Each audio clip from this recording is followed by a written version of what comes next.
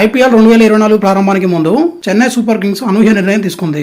Captain గా ధోని స్థానంలో రుతురాజ్ గైక్వాడ్ ను మార్చింది. తాజాగా ఐపీఎల్ ట్రోఫీతో 10 జట్ల కెప్టెన్ పాల్గొన్న ఫోటోషూట్ లో ధోని స్థానంలో రుతురాజ్ గైక్వాడ్ వచ్చారు. చెన్నైకి రుతురాజ్ గైక్వాడ్ కెప్టెన్ అని ఐపీఎల్ తన ట్విట్టర్ అకౌంట్ లో అధికారికంగా ప్రకటించింది. పంజాబ్ జట్టుకు జితేష్ శర్మ వైస్ కెప్టెన్ అని తెలిపింది. Chennai super Kings team captaincy మార్పుపై సిఎస్కే ఫ్రాంచైజీ అధికారిక ప్రకటన చేసింది.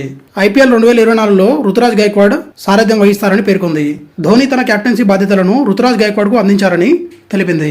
కాగా కొత్త పాత్రలో కనిపించబోతున్నానని కొన్ని రోజుల క్రితమే మహేంద్ర సింగ్ ధోని పోస్ట్ చేశారు. మరి ఈ సీజన్లో ధోని పూర్తి స్థాయిలో బరిలోకి దిగుతారా లేదా ఇంపాక్ట్ ప్లేయర్ గా వస్తారా అనేది తెలియాల్సి ఉంది. రుతురాజ్ గైక్వాడ్ 2019 సీజన్లో సిఎస్కే తరపున ఐపీఎల్లోకి వచ్చాడు. ఆ సీజన్లో ఒక్క మ్యాచ్ కూడా ఆడే అవకాశం రాలేదు. అయినా సరే జట్టును వీడకుండా కొనసాగాడు. మరుసటి ఏడాది కూడా ఎక్కువ మ్యాచ్లు ఆడలేదు. కానీ 2021 ఎడిషన్లో 16 మ్యాచ్లు ఆడిన రుతురాజ్ గైక్వాడ్ టాప్ స్కోరర్ గా నిలిచాడు. మొత్తం 635 పరుగులు చేశాడు.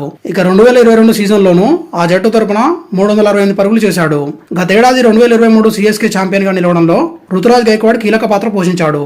16 మ్యాచ్ల్లో 590 పరుగులు చేశాడు.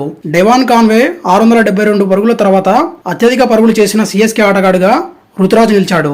ఇప్పుడు ఏకంగా సారథ్య బాధ్యతలు చేపట్టాడు. ఇప్పటి వరకు 52 మ్యాచ్లు ఆడిన రుతురాజ్ గైక్వాడ్ 1797 పరుగులు చేశాడు. Thank you for watching. Please like, share, comment and subscribe for more videos. Daily dose YouTube channel.